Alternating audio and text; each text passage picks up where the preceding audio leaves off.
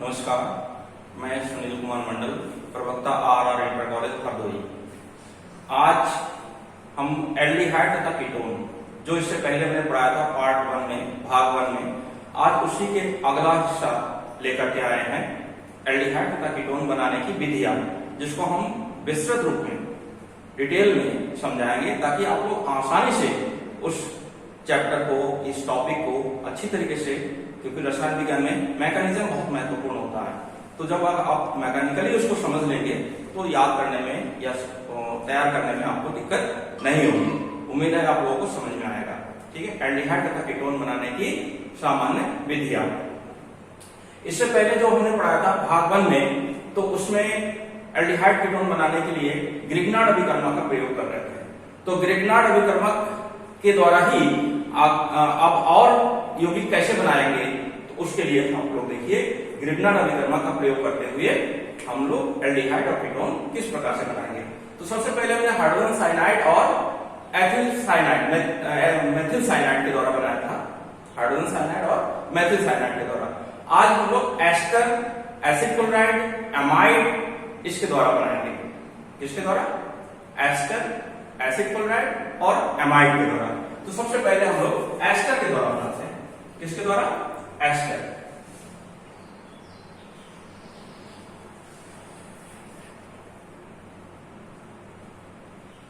आप लोग जानते हो एस्टर क्या होता है? एस्टर वास्तव में एसिड और अल्कोहल का मिश्रण होता है। एसिड और अल्कोहल के रिएक्शन के द्वारा ही एस्टर बनते हैं। एस्टर का सामान्य सूत्र RCOOR डैश होता है। R का मतलब एल्किल समूह, R डैश का मतलब भी एल्किल समूह। तो RCOOR डैश ये सामान्य सूत्र है एस्टर का। और इसके द्वारा हम लोग, इस एस्टर के द्वारा हम लोग क्या बनाएंगे? एल्डिहाइड और कीटोन्स। तो सबसे पहले हम लोग सबसे छोटा एस्टर हम लोग मानते हैं उसको, जैसे फॉर्मिक अम्लों से बना हुआ जो एस्टर होगा उसे हम क्या कहेंगे? फॉर्मेट। तो एथिल फॉर्मेट या मेथिल फॉर्मेट ले लेते हैं। ठीक है, COOCH3 या यहाँ पे C2H5 भी ले सकते हैं। अगर CH3COOCH3 लिया है तो इसका नाम हो जाएगा मेथिल फॉर्मेट। क्या नाम होगा? Methyl format. ध्यान रखिएगा कि फॉर्मेट का मतलब फॉर्मिक अम्ल से बना हुआ है। किसका उत्पाद है ये? फॉर्मिक अम्ल का। इसके साथ हम जब किसी ग्रिग्नार्ड अभिकर्मक को जोड़ते हैं, ग्रिग्नार्ड अभिकर्मक के लिए हमने बताया था हम लोग CH3MgBr, मेथिल मैग्नीशियम ब्रोमाइड, ये ग्रिग्नार्ड अभिकर्मक Gr करके लिखते हैं, ग्रिग्नार्ड रिएजेंट Gr। और Gr में किस प्रकार से विकलन होगा ये हम पहले भी समझा चुके हैं। इसके ऊपर पॉजिटिव चार्ज होगा, इसके ऊपर नेगेटिव चार्ज होगा, और ये जब इसके CH3 ग्रुप या आपका मैग्नीशियम ब्रोमाइड वाला ग्रुप इसके पास में आएंगे तो इसमें एक जो पाई बॉन्ड है इसका डिस्प्लेसमेंट हो जाता है। और पाई बॉन्ड टूटने के बाद फिर अगला हिस्सा इसी में किस प्रकार से जुड़ेगा, क्योंकि ये चीज अगर आप लोग समझ लोगे तो रिएक्शन आपको रटना नहीं पड़ेगा। समझ में अगर आ जाए तो रटना नहीं पड़ेगा कि कार्बोनिल समूह भी इसमें पाई बॉन्ड्स वाले होते हैं। तो पाई बॉन्ड में योगात्मक गुण पाया जाता है। तो योगात्मक गुण इसमें कार्बोनिल समूह के विदलन के द्वारा होगा। तो कार्बोनिल समूह का विदलन किस प्रकार से होगा देखिए। पहले इसको समझ लीजिए कि HCO यहां पर पार्शियल नेगेटिव चार्ज, इसके ऊपर पार्शियल पॉजिटिव चार्ज आप दिखाएंगे। ठीक है, OCH3। अब इसमें कौन सा हिस्सा कहां पे जुड़ेगा ये तो क्लियर हो गया आपको कि ये जो पॉजिटिव वाला हिस्सा है वो नेगेटिव वाले हिस्से में जुड़ेगा और ये नेगेटिव वाला हिस्सा इस पॉजिटिव वाले हिस्से में जुड़ेगा। ठीक है, तो OMgBr और ये जो CH3 हिस्सा है यहां पे जुड़ जाएगा और ये हिस्सा ऐसा ही रहेगा। ये चीज अगर समझ में आ गया तो आपको आगे कभी भी किसी प्रकार के ये ग्रिग्नार्ड अभिकर्मक की क्रिया आप लोग दिखाना चाहोगे तो बहुत आसानी से ये जुड़ जाएगा। ठीक है, तो इसको पहले आपको एक रिएक्शन के द्वारा जल अपघटन कराएंगे। जल अपघटन, तो जल अपघटन कराने पर यहां से टूटेगा और यहां से टूट जाएगा। तो HCOH और CH3 यहाँ पे है और यहाँ पे भी OH चला जाएगा। अब दो OH एक जगह नहीं हो सकते, ये अस्थायी हो जाएगा। अस्थायी होने के कारण यहाँ से एक जल का अणु निकल जाएगा और ये एल्डिहाइड में चेंज हो जाएगा। ठीक है, ये एल्डिहाइड में चेंज। तो इस प्रकार इसमें से ये स्टेप होते हुए एसिटेट का निर्माण होगा।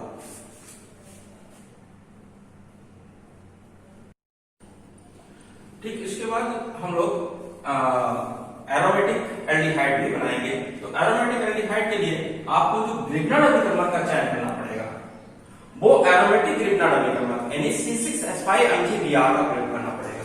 तो उसी का प्रयोग कर सकते हैं जैसे आपने अभिकर्मक के तौर पे आपने क्या लिया था, मैथिल फॉर्मेट लिया था, एथिल फॉर्मेट भी ले सकते हैं।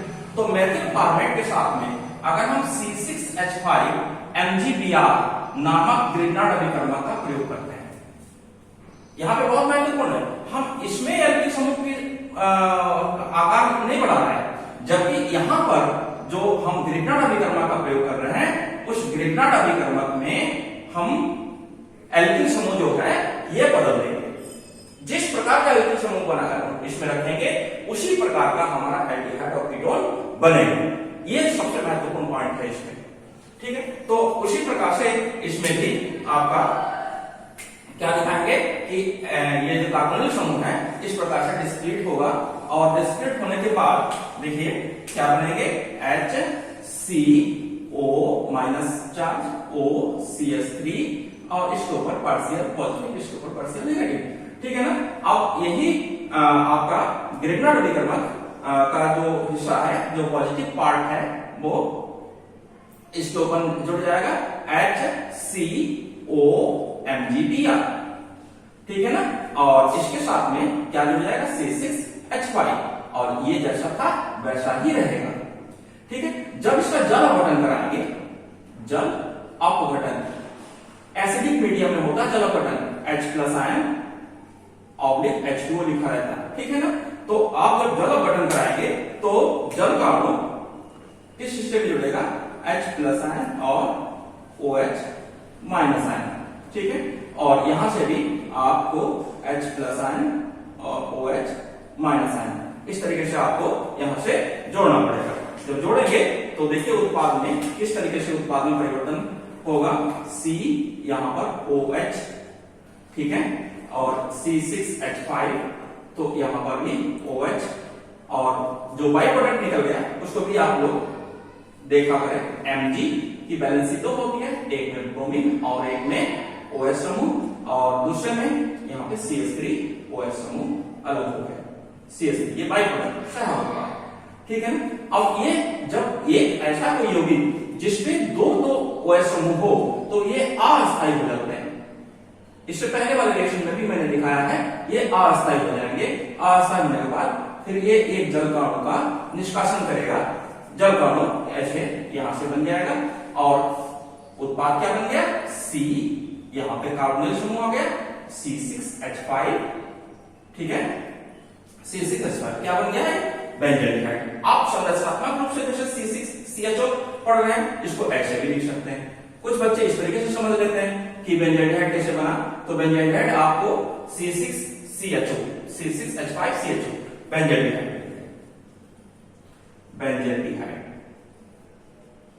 तो एरोमेटिक एल्डिहाइड भी इस प्रकार से आप लोग बना ले रहे हो, एरोमेटिक एल्डिहाइड। ठीक है, अब हम एल्डिहाइड जब इसमें अभी तक हमने एस्टर के द्वारा क्या बनाया, हमने एल्डिहाइड।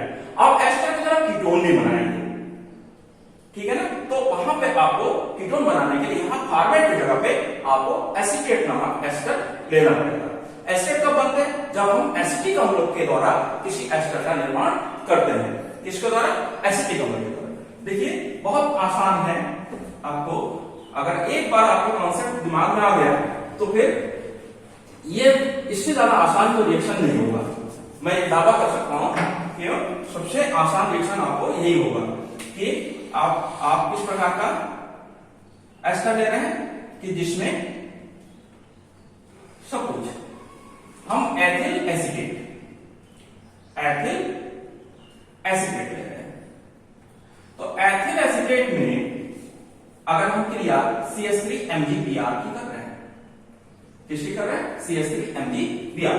तो CH3MgBr जब वही इससे पहले जो रिएक्शन आपने कराया तो धनात्मक आवेश इसके ऊपर रहेगा, ऋणात्मक आवेश इसके ऊपर रहेगा और ये कार्बोनिल समूह इस प्रकार से इलेक्ट्रोमैग्नेटिक इफेक्ट के द्वारा इस पाई इलेक्ट्रॉनों का डिस्प्लेसमेंट करेगा। तो पाई इलेक्ट्रॉनों का जब डिस्प्लेसमेंट होगा तो ये तो आपको क्लियर हो गया कि इसके ऊपर नेगेटिव चार्ज आएगा, इसके ऊपर आंशिक रूप से पॉजिटिव चार्ज रहेगा और O(C2H5) ठीक है ना। अब इसके साथ में जब ये समूह जुड़ेंगे तो आपको क्लियर हो गया कि कौन सा समूह किस तरीके से जुड़ेगा। तो CH3COMgBr इस पे जुड़ जाएगा, ठीक है, CH3OMgBr और इस पे क्या जुड़ जाएगा आपका CH3 समूह जुड़ जाएगा, ठीक है, O(C2H5). अब जब इसका जल अपघटन कराएंगे, जल अपघटन भी उसी प्रकार से होगा जैसे पिछले रिएक्शन में हुआ अपघटन। जल अपघटन जब कराएंगे तो जल का अणु एसिडिक मीडियम में ये टूटता है, तो एसिडिक मीडियम में जब इसको तोड़ेंगे तो निश्चित रूप से यहाँ पे HOH -N और इसमें भी आप अगर इस तरीके से जोड़ना चाहें HOH -H+N, ठीक है, तो आपका बनने वाला उत्पाद क्या बनेगा? CH3। उत्पाद अभी पूर्ण रूप से परिवर्तन नहीं होगा, आपको याद होगा कि इसमें CH3OH, ठीक है, और बाई प्रोडक्ट के रूप में दिखाई पड़ रहा C2H5OH, ये सह उत्पाद है और यहां पर MgBrOH, ठीक है, ये सह उत्पाद है। अब ये अस्थायी बन गया। अस्थायी यौगिक स्थायी में कैसे बदलता है कि यहां से एक जल का अणु निकल जाएगा, ठीक है, एक जल का अणु मान लो यहां से निकल गया, तो जल का अणु जब निकल गया तो क्या बचा इसमें? देखिए CH3C यहां पे डबल बॉन्ड आ जाएगा, ठीक है, ये CH3, ठीक है, और ये इसका बन गया नाम एसीटोन, कीटोन बन गया।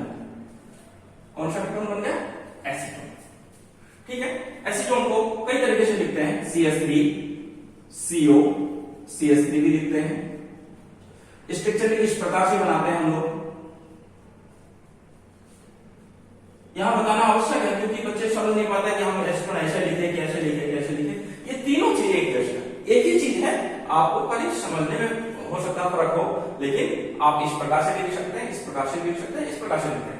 ये बन गया कि आपका एसीटोन, ठीक है ना, एसीटोन। अब उसके बाद हम लोग एसिड क्लोराइड के द्वारा भी इस प्रकार से एल्डिहाइड और कीटोन का निर्माण कर सकेंगे। लेकिन अगर आपको एरोमेटिक एल्डिहाइड भी बनाना है, कीटोन भी बनाना है, तो इसका ही प्रयोग कर सकते हैं। बहुत सिंपल है। देखिए मैं आपको यहाँ मिटाऊंगा नहीं, खाली आपको परिवर्तन दिखा दूंगा कि किस प्रकार से परिवर्तन होगा अगर आपको एरोमेटिक कीटोन बनाना है। तो एरोमेटिक कीटोन बनाने के लिए आपको क्या करना पड़ेगा? यहाँ पर आपको एक एरोमेटिक ग्रुप लेना पड़ेगा। तो एरोमेटिक ग्रुप के लिए आप यहाँ पे C6H5MgBr, ये भी ग्रिग्नार्ड अभिकर्मक है, ये भी ग्रिग्नार्ड अभिकर्मक है। अब ग्रिग्नार्ड अभिकर्मक में हमने क्या ले लिया? C6H5MgBr। तो जहां पर आपका एल्किल समूह जुड़ा था वहां पे आपका एरोमेटिक समूह जुड़ जाएगा। हम केवल परिवर्तन दिखा दे रहे हैं। एरोमेटिक समूह C6H5, यहां पर एरोमेटिक समूह जुड़ा था C6H5, ठीक है, तो यहां पर क्या रहेगा? C6H5, ठीक है। अब इसका नाम बदल कर क्या हो गया? यहां पर नाम बदल करके आपका एसिटोफिनोन, क्या बन गया नाम इसका? Acetophenone, acetophenone. तो एसिटोफिनोन को आप संरचनात्मक रूप से भी दिखा सकते हैं। संरचनात्मक रूप से एसिटोफिनोन को ये फेनिल ग्रुप है, एरोमेटिक समूह है, और इसमें कीटोनिक समूह को इस तरीके से दिखाएंगे, कीटोनिक समूह, ये, ठीक है, एसिटोफिनोन, ठीक है। तो इस प्रकार से आप लोग एरोमेटिक और एलिफेटिक दोनों प्रकार के एल्डिहाइड और कीटोन बनाना सीख गए इससे एस्टर से, ठीक है। इसके बाद हम लोग अगला टॉपिक है एसिड क्लोराइड। एसिड क्लोराइड से किस प्रकार से बनाएंगे?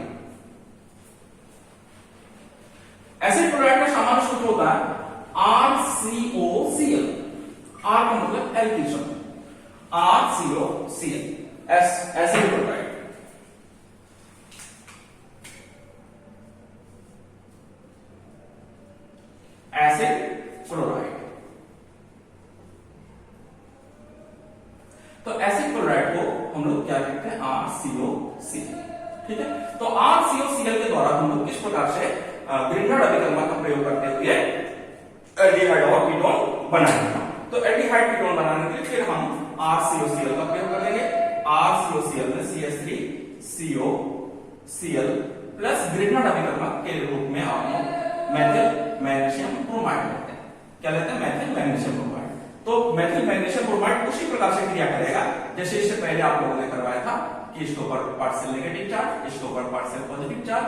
जब इसकी क्रिया इसके साथ में कराएंगे तो ये कार्बोनिल समूह का में पाई बॉन्ड का डिस्प्लेसमेंट होगा। तो पाई बॉन्ड के डिस्प्लेसमेंट में CH3CO के साथ में क्या जुड़ जाएगा, MgBr, और इसके साथ में क्या जुड़ जाएगा, CH3 समूह और ये CH।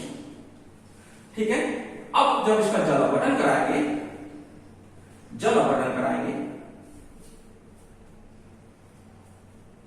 तो जल अपघटन में आप लोग मालूम है एसिडिक मीडियम में कराएंगे तो आपका जल अणु यहां से H प्लस आयन और OH माइनस आयन, यहां से H प्लस आयन और OH माइनस आयन इस तरीके से जुड़ेंगे। तो इसमें बनेगा क्या आपका CH3 COH CH3 OH और साथ में बाई प्रोडक्ट के रूप में MgBrOH। लगभग हर एक जगह यही बाई प्रोडक्ट बनेगा क्योंकि आपका मैग्नीशियम एटम इसके साथ में मौजूद है, मैग्नीशियम नामक तत्व इसमें मौजूद है।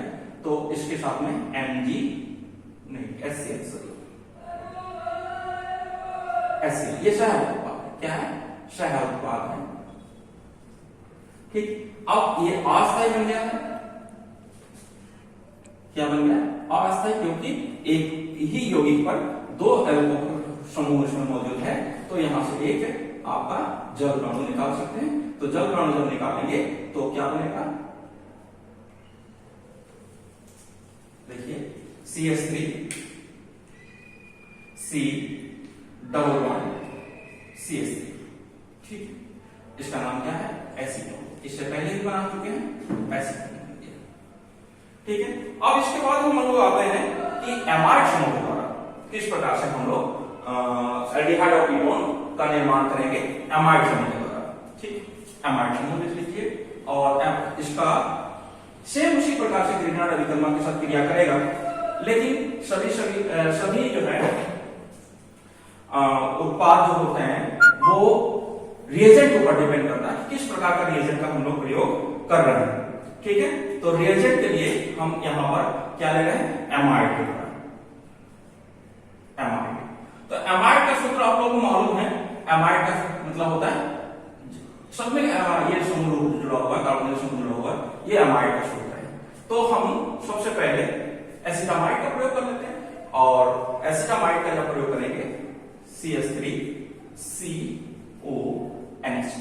ठीक है, लेकिन इसमें हम दो अणु ग्रीनहार्ड अभिकर्मक का प्रयोग करेंगे। क्या करेंगे, दो अणु ग्रीनहार्ड अभिकर्मक का प्रयोग करेंगे। क्यों, वो भी मैं आपको समझा दूंगा। तो दो अणु ग्रीनहार्ड अभिकर्मक का जब प्रयोग करेंगे तो सबसे पहले आपका एक मैथिल समूह यहां से एक हाइड्रोजन परमाणु के साथ में मेथेन का निर्माण कर देगा। ठीक है, और मेथेन का निर्माण करने के बाद ये समूह इसमें जुड़ जाएगा और एक समूह इसमें जुड़ेगा CH3 COMgBr। ये तो आपको तैयार हो गया होगा। और CH3 तो एक CH3 आपके साथ में मेथेन बना लिया और एक CH3 इसके साथ जुड़ जाएगा, यहां पर बन जाएगा NH, क्योंकि यहां से एक हाइड्रोजन परमाणु गया है तो एक हाइड्रोजन बचा है MgBr। ठीक है, और बाकी CH3 समूह इस पे जुड़ जाएगा। और जब इसका जल अपघटन कराएंगे, क्या कराएंगे, जल अपघटन,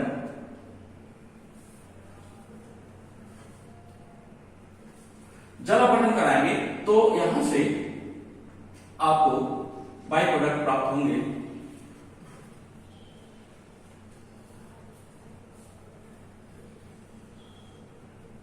ठीक है,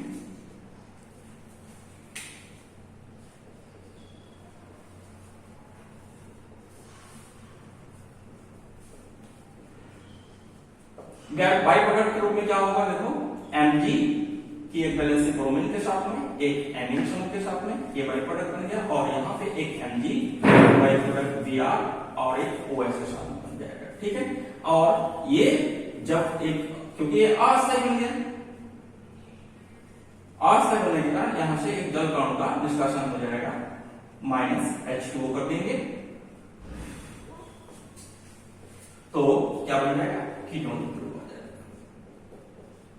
ठीक है, एसीटोन, क्या बन गया, एसीटोन, एसीटोन बन गया। तो इस प्रकार आप लोग एमाइड के द्वारा, एसिड क्लोराइड के द्वारा और एस्टर के द्वारा एल्डिहाइड और कीटोन बनाना सीख गए। इसके बाद हम एल्किल हैलाइड में, एल्किल हैलाइड का हमने एक चर्चा किया था, जेम और बिसिनल। तो उसी प्रकार जेमिनल डाइहैलाइड का प्रयोग करेंगे एल्डिहाइड और कीटोन बनाने के लिए। क्या बनाने के लिए, एल्डिहाइड कीटोन बनाने के लिए जेमिनल डाइहैलाइड का प्रयोग करेंगे।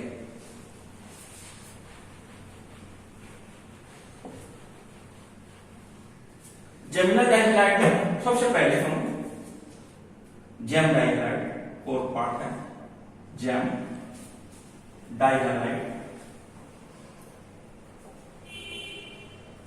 जेम डाइहैलाइड का मतलब आपको मालूम होगा कि जब एक ही कार्बन पर दो हैलोजन परमाणु जुड़े होते हैं, ठीक है ना, एक ही कार्बन पर जब दो हैलोजन जुड़े होते हैं उसे हम क्या कहते हैं, जेमिनल।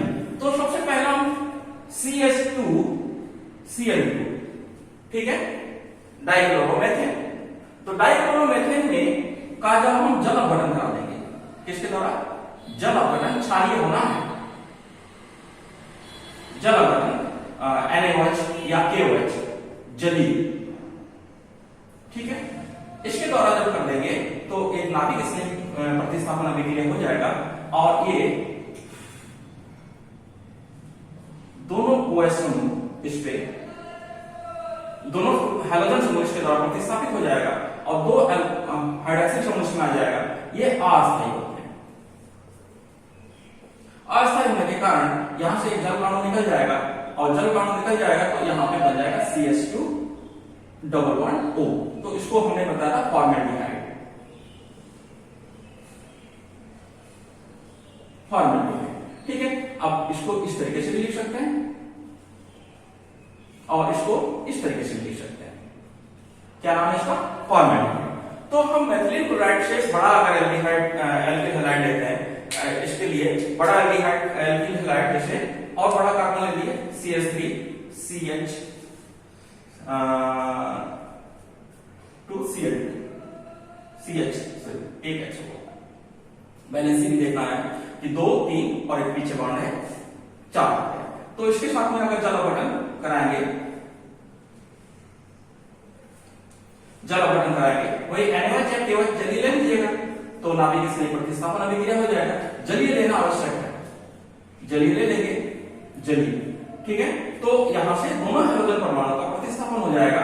दोनों हाइड्रोजन परमाणु का जब प्रतिस्थापन होगा तो यहां पे दो हाइड्रोक्सिल समूह आ जाएगा, और ये अस्थायी होगा। ये जल्दी से जल्दी एक जल कणों का निष्कासन करके, एक जल कणों का निष्कासन करके ये उत्पाद में परिवर्तित हो जाता है। इसमें आपको कुछ करना नहीं पड़ता अपने आप। इसका नाम क्या होगा, एसिड,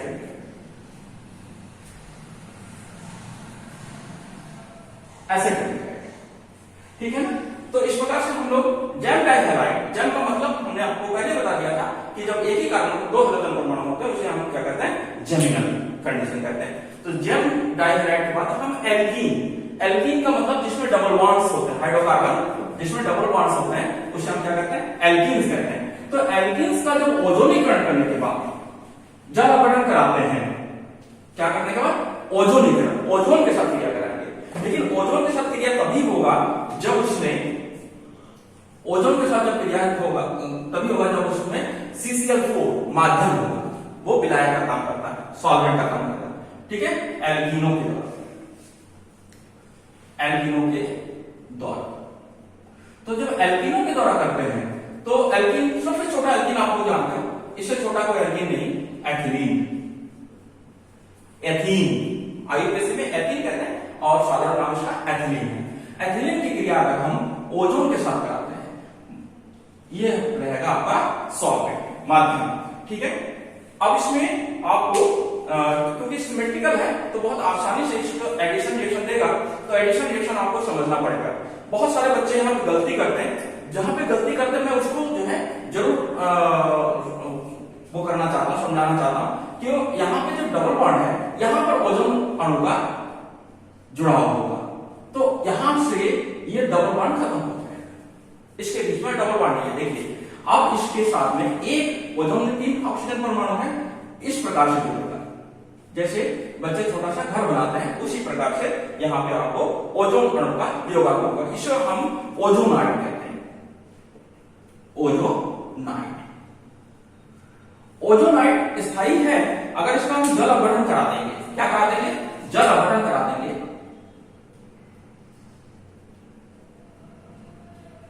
जल अपघटन। लेकिन एक बात ध्यान रखें, जल अपघटन जिंक की उपस्थिति में कराएंगे। क्यों कराएंगे मैं इसको भी समझा दे रहा हूं, क्योंकि जल अपघटन के फलस्वरूप हाइड्रोजन पेरोक्साइड भी बनते हैं। हाइड्रोजन पेरोक्साइड एक ऑक्सीकारक पदार्थ है, जानते हो आप लोग 11th में पढ़े हो, हाइड्रोजन पेरोक्साइड एक ऑक्सीकारक पदार्थ है, तो इसमें बनने वाला उत्पाद एल्डिहाइड होगा या कीटोन होगा, तो एल्डिहाइड का आसानी से वो ऑक्सीकरण कर देगा कार्बोक्सिल में, तो ऑक्सीकरण को रोकने के लिए यहाँ पे जिंक का प्रयोग करते हैं, ध्यान रखिएगा। तो यहाँ पे आपका क्या बन गया, दो, देखिए यहाँ पे CH2O और यहाँ पे भी CH2, तो दो अणु फॉर्मेल्डिहाइड बन गया, और ये जो ऑक्सीजन परमाणु है वो जल के साथ में हाइड्रोजन पेरोक्साइड बना लेता है, और हाइड्रोजन पेरोक्साइड इसके साथ में ये अक्रियाशील हो जाता है या इसके आगे के ऑक्सीकरण को रोक देता है, तो फॉर्मेल्डिहाइड अणु बन जाएगा। अगर आप और इससे बड़ा एल्डिहाइड बनाना चाहते हैं मान लो, तो यहाँ पे आप इससे बड़ा एल्कीन यौगिक ले लीजिए, प्रोपिलीन, इसको प्रोपीन भी कहते हैं, क्या कहते हैं, प्रोपीन, साधारण नाम इसका प्रोपिलीन है। अब इसकी क्रिया अगर हम ओजोन के साथ करा देते हैं सेम उसी माध्यम में, ठीक है, तो CH3CH अब डबल बॉन्ड जहां पे है वहीं पे ओजोन का अणु जुड़ेगा, तो ओजोन का अणु अब आप इसमें जोड़ लीजिए, ओजोन का अणु जब जोड़ लेंगे तो ये ओजोनाइड बन जाएगा। अब इस ओजोनाइड का जब जल अपघटन कराएंगे, क्या कराएंगे, जल अपघटन कराएंगे, तो ये इस तरीके से टूट जाएगा, ठीक है। तो यहाँ पे क्या बन गया आपका, यहाँ पे बन गया आपका CH3CHO एसिटाल्डिहाइड, ठीक है, और ये क्या बन गया CH2O फॉर्मेल्डिहाइड, और ये ऑक्सीजन जल के अणु के साथ में जल अपघटन जब कराएंगे तो जल के अणु के साथ में जुड़ करके हाइड्रोजन पेरोक्साइड बनाना चाहेगा, हाइड्रोजन पेरोक्साइड, ठीक है। तो इस तरीके से हाँ एल्कीनों के द्वारा भी आप लोग क्या बना लोगे, एल्डिहाइड और कीटोन। और इसके बाद आते हैं एल्काइन, क्या आते हैं, एल्काइन के द्वारा। एल्काइन का मतलब ट्रिपल बॉन्ड होता है, क्या होता है, ट्रिपल बॉन्ड। तो ट्रिपल बॉन्ड वाले यौगिक किस प्रकार से एल्डिहाइड और कीटोन उत्पाद बनाते हैं, देखिए एल्काइन